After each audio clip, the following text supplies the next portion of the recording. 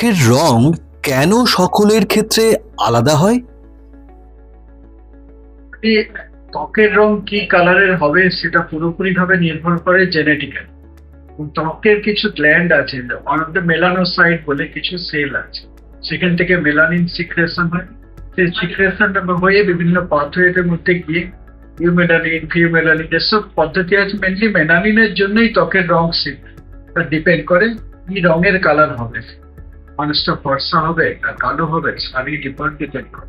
কিন্তু এগুলো সবই জেনেটিক্যালি করা, জিনগত।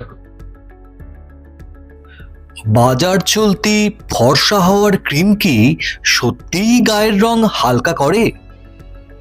অ্যাকচুয়ালি এটা সত্যি একটা অসম্ভব ভেগ টাইপের, এবং আমাদের ডার্মাটোলজিস্ট যারা স্কিন স্পেশালিস্ট, স্কিনের চিকিৎসা করি, তাদের ক্ষেত্রে সত্যি খুব প্রবলেমেবল। সাধারণভাবে যেসব ক্রিম পাওয়া যায়, যারা আইদার পার্লার ইউজ করে অথবা ক্রিম প্রচন্ড বাজে, সাধারণ ইউজুয়ালি ম্যাক্সিমাম টাইম যারা কি করে, এগুলো স্টেরয়েড ক্রিম জাতীয় ক্রিম ইউজ করে। স্টেরয়েড দিলে এমনি চামড়া পাতলা হয়ে যায়, তার জন্য ফর্সা হয়, একটা তাৎক্ষণিক এফেক্ট হয়। সেই কারণে অনেকেই এটা ভাবে যে এটাই আমাদের সঠিক ট্রিটমেন্ট, কিন্তু আসলে এটা কোনো ট্রিটমেন্টই নয়। একটা রোগের জন্য ইউজ করা হয়, তার সাইড এফেক্ট দেখে তারা ট্রিটমেন্ট করে। কিন্তু এখন একটা প্রচারের মাধ্যম চলে যাচ্ছে, সেই কারণে এই জিনিসটার এখন নাম হয়েছে টপিক্যাল স্টেরয়েড ড্যামেজ ফেস বলে। এই জিনিসটাকে বলাই না, এই ভুল ভাবে অনেক সময় আমাদের দেশে কম্বিনেশন ক্রিম বিভিন্ন মিডিয়া দ্বারা প্রচলিত হয়ে, কিংবা বিভিন্ন কোম্পানি বিভিন্ন জায়গায় পার্সু করে, দোকানের মধ্যে স্টেরয়েড ক্রিম, কম্বিনেশন ক্রিম, কেবল কম্বিনেশন ক্রিম গুলো ইউজ আছে, কিন্তু সাধারণত এগুলো কোনো কাজ করে না। কিছু কিছু ক্রিম আছে যা মাখলে তাৎক্ষণিকভাবে ত্বকের রং উজ্জ্বল হয়ে ওঠে। সত্যি কি এই ধরনের ক্রিমগুলি গায়ের রং পরিবর্তন করে দেয়? একটু আগেই বললাম যে এটা বিশেষ করে উপরের ত্বকের পরিবর্তন হয়, স্কিনের কিছু চেঞ্জ। আপনি যে কোনো জিনিস স্টেরয়েড দিলে তার সাইড এফেক্ট উপরের ত্বকটাকে পাতলা করে দেয়। পাতলা করে মানে সান রিফ্লেকশনে সেটা তক্তকে হয়ে পরিষ্কার লাগে তৎক্ষণাৎ এফেক্ট। এটাই হলো মেন, ভেতর থেকে কোনো পরিষ্কার হয় কোনোভাবেই হওয়াটা সম্ভব নয়, বরং উল্টো এফেক্ট। অনেকে যদি এরকম করে, বিভিন্ন রকম সাইড এফেক্ট নিয়ে আমাদের কাছে আসে পেশেন্ট রোগীগুলো, যারা এমনি নর্মালি ভালো দেখতে ছিল, দেখা যায় 2-3 মাস মধ্যে খুব ফর্সা হয়ে গেল, সুন্দর দেখতে হয়ে গেল, বিয়ে টিয়ে হয়ে গেল, তারপর দেখা যায় বিভিন্ন রকম কমপ্লেন নিয়ে আইদার দানা অথবা লোম বেরিয়ে যাওয়া অথবা মুচড়ে লাল হয়ে যাওয়া, মানে রোদে বেরোতে পারছে না, এরকম বিভিন্ন রকম কমপ্লেন নিয়ে আমাদের কাছে কিন্তু আসে। চিকিৎসকের পরামর্শ ছাড়াই স্টেরয়েড ক্রিম ব্যবহারের কি কি বিপদ হতে পারে? স্টেরয়েড ব্যবহারের মেইন যে সাইড এফেক্ট, যদি টপিক্যাল স্টেরয়েড ব্যবহার করি, ইউজুয়ালি তো টপিক্যাল এগুলো লোকাল অ্যাপ্লিকেশনের জন্য ব্যবহার করা হয়, তার মেইন সাইড এফেক্ট হলো চামড়াটা পাতলা হয়ে, চামড়া পাতলা হয়ে যাওয়া মানে আলটিমেটলি লাল হয়ে যাবে, মানে রক্তের নালীগুলো হচ্ছে যে প্রমিনেন্ট হয়ে যাবে, তেলাঞ্জিক্টেশিয়াম আমি বলি, এগুলো কমন সাইড এফেক্ট। আর বিভিন্ন রকম সাইড এফেক্ট, যেমন স্টেরয়েডের জন্য কি হয়, ব্রণও তৈরি। এই ব্রণগুলো এমনি নর্মাল বয়সে হরমোনাল চেঞ্জের জন্য হয়, স্টেরয়েড দেওয়ার জন্য আমরা অ্যাকনিফর্ম ইরাপশন বলি, কিন্তু প্রচুর দানা। একজন দেখা যায় স্টেরয়েড নিচ্ছে বলে তার প্রচুর লোম গজে গেছে, অনেকদিন স্টেরয়েড নিচ্ছে টপিক্যালি, তার দেখা যায় চারদিকে নিয়ে একটা মানুষ আছে, চারদিকে লোম, মুখের চারদিকে তার লোম দেখে, আলটিমেটলি তাকে জেগে হয় লোমের চিকিৎসা করা যাবে। পেশেন্ট বাইরে রোদে বেরোতে পারছে না, কারণ তার মুখটা লাল হয়ে যাচ্ছে ওই স্টেরয়েড ড্যামেজের জন্য। এসব খুব কমন প্রবলেম, এটা নিয়ে আমাদের কাছে তো আজকাল হামেশাই আসে। স্টেরয়েড ক্রিম মেখে রোদে বেরোলে ত্বক কি পুড়ে লাল হয়ে যেতে পারে? একবারেই সত্যি ঘটনা এটা, ক্রিম ব্যবহার করলে এটা হবে। এটাও আবার স্টেরয়েড পোটেন্সির উপর ডিপেন্ড। আমরা মাঝে মাঝে মুখে মানুষের স্টেরয়েড দিই, কিন্তু সেটা আমরা ডিজিজের জন্য, বিশেষ করে আমরা মাইল্ড ধরনের একটা দিই। বিভিন্ন স্টেরয়েড অ্যাকচুয়ালি কতটা ক্ষমতাপূর্ণ সেই ডিপেন্ড করে পোটেন্সি কতটা, তার উপর আমরা স্টেরয়েড দিই। মুখে যেগুলো দিই মাইল্ড অথবা মাইল্ডলি পোটেন্ট এই জাতীয় স্টেরয়েড দিই, সেটাও আবার ভেরি শর্ট টার্মের। মুশকিল হয় যারা যেখানে কসমেটিক হিসেবে ইউজ করে, তারা ওটাকেই প্রসাধনী হিসেবে ইউজ করে, তাদের শরীর লাল হয়, তাদের ড্যামেজ হয়, ড্যামেজ হওয়ার জন্যই রোদে বেরোলে সব লাল হয়, মুখে যেন মনে হচ্ছে গোলাপি একটা আপেলের যেমন লাল কালার হয় সেরকম কালার লালচে হয়ে গেছে। এবং লালচে অনেক সময় দেখা যায় রোদে বেরোলে লালচে, তো অনেক সময় পরপর দেখা যায় আস্তে আস্তে লালচেটা কন্টিনিউয়াসলি হয়। ডার্ক নাকি ফেয়ার, কোন ধরনের ত্বক বেশি স্বাস্থ্যকর? ফর্সা ত্বক মানে যে পরিষ্কার ত্বক এমনটা নয়, ওষুধের জন্য কেউ ফর্সা হতে পারে সেটা এক নম্বর, কিন্তু সেটা আদৌ সুস্থ নয়। আর যার যেমন জেনেটিক্যালি কন্ট্রোল কালার থাকে, তার কন্ট্রোল থাকে, এটাকে চেঞ্জ করা সম্ভব নয়। চেঞ্জ করা সম্ভব নয় এই কারণেই মুশকিল, একদমই দুটো কোনো সময় সুস্থ নয়। ত্বকের ট্যান সরানোর সবচাইতে নিরাপদ উপায় কি? সান ড্যামেজ হয়ে গেছে, রিমুভ নো ডাউট করা যায়, তাকে একটু টাইম দিতে হয়, সান অ্যাভয়েড করতে বলা হয়। মুখে এক্সফোলিয়েশন যেটা থাকে আমাদের ময়েশ্চারাইজিং ক্রিম হিসাবে, অথবা গ্লাইকোলিক অ্যাসিড, কিংবা কিছু কিছু ঘরোয়া পদ্ধতি দিয়েও ট্যান রিমুভ করা যায়, যেগুলো ধরুন ইউগার্ডের সঙ্গে অনেক সময় এটাকে পাপিয়া মিক্স করে, এগুলো সব কিছু কিছু মাইল্ড ধরনের অ্যাসিড কম্পোনেন্ট থাকে, মিক্স করে অ্যাপ্লাই করতে বলা হয়।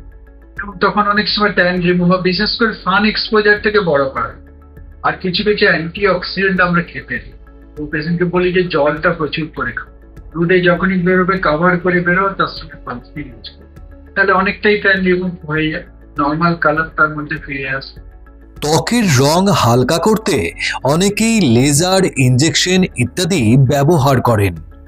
এই ধরনের লেজার বা ইনজেকশন কতটা নিরাপদ? কিন্তু এগুলো তো গ্লুটাথায়ন ইনজেকশন, আজকাল তো সাধারণ মানুষ অনেকটাই জেনে গেছে গ্লুটাথায়ন একটা তো করেই এফেক্ট আছে, এর অনেকটাই এই যে বললাম যে মেলানিন সিনথেসিস হয় মেলানিন মেলানোসাইট থেকে, এই যে একটা কনভার্টের একটা এনজাইম বলে থাকে টাইরোসিনেজ এনজাইম, সেটা মেলানিনকে কনভার্ট করে ইউমেলানিনে নিয়ে, এই যে সিস্টেমটা এটাকে ব্লক করে দেয়। তার ফলে দেখা যায় ইউমেলানিনটা হচ্ছে না, মানুষের শরীরে কালোটা হচ্ছে, নর্মাল পদ্ধতিতে পিগমেন্টেশনটা হচ্ছে। তার বদলে ফিওমেলানিন বলে একটা হয়, ফ্যাকাসে ধরনের কালার হয়, সেটা হয়। তার ফলে পরিষ্কার অনেকটাই ব্যবহার আজকাল হয়, কিন্তু এর সাইড এফেক্ট কি এখনো বিজ্ঞানসম্মত ভাবে বিভিন্ন ধারণায়, কিন্তু এটা কস্টলি অনেকটাই। ইউজুয়ালি আমরা খুব একটা সচরাচর করি, কারণ আমরা জানি জিনগত ভাবে পার্মানেন্টলি কাউকে এভাবে সুস্থ করা যায়, টেম্পোরারি সুস্থ হতে পারে, তারপর আবার কিছুদিন পরে এটা চেঞ্জ, সেখানে রিপিটেডলি করে, রিপিটেডলি কোনো জিনিস করলে তার সাইড এফেক্ট বিভিন্ন ধরনের হতে হবে, সেখানে আমরা প্রমোট করি না কখনোই। এবার লেজার দিয়ে কিছুটা তো মুখ পরিষ্কার করাই হয়, কারো পিগমেন্টেশন থাকলে বিভিন্ন লেজার আছে, সেটা দিয়ে করা হয়। পিগমেন্টেশন লেজার, কারো বিভিন্ন টাইপের লেজার আছে, বেসিক লেজার, একটু সুইচ লেজার দিয়ে অনেক সময় পিগমেন্টেশন দূর করা যায়, CO2 লেজার দিয়ে ট্যানিং গুলোকে রিমুভ করা যায়, এগুলো করা যায়, লেজার দিয়ে করা যায়। কিন্তু বেসিক্যালি এগুলোকে মানে অনলি কসমেটিকের জন্য অনেক সময় করা হয়নি, কারো ট্যান হয়েছে সেক্ষেত্রে করা গেল, ড্যামেজ হয়েছে সেক্ষেত্রে করা গেল, অনেক রকমই করা যায়। আমাদের দেশে ত্বকের রং কালো হওয়া কি অভিশাপ?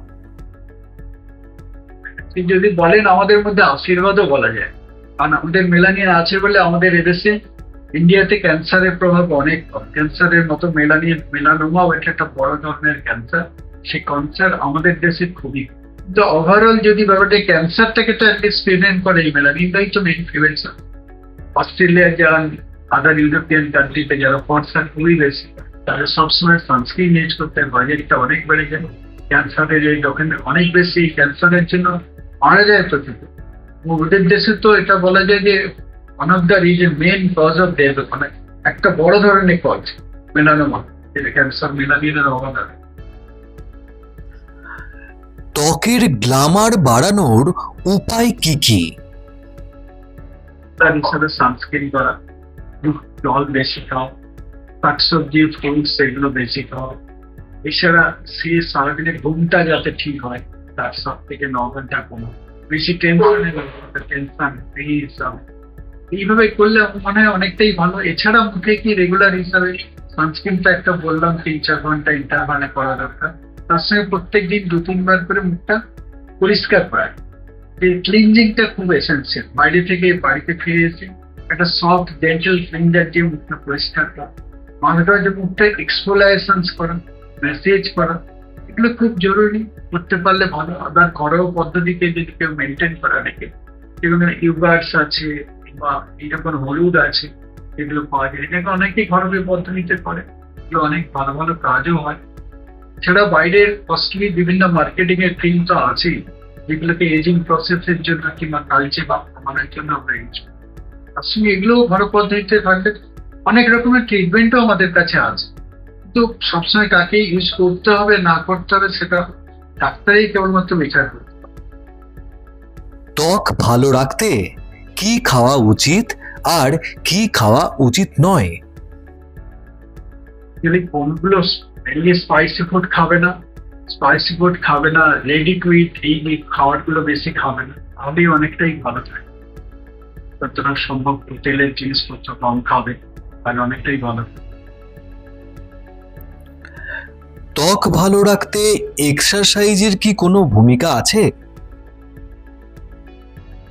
অবশ্যই এক্সারসাইজ ভূমিকাতে আছে। এক্সারসাইজ যদি ভালো করে স্কিন টোন বেটার থাকে, তাহলে তার বেটার ঘুমও হবে, জল বেশি খেতে পারে। সকলে অবশ্যই, এখন গরমকাল এসেছে, সবাই অবশ্যই জলটা বেশি করে খাবেন, ফল মূল শাকসবজি বেঁচে থাকে, তাহলে স্কিনটার অনেকটাই বেটার থাকবে। এগুলো করা খুব জরুরি, খুব জরুরি।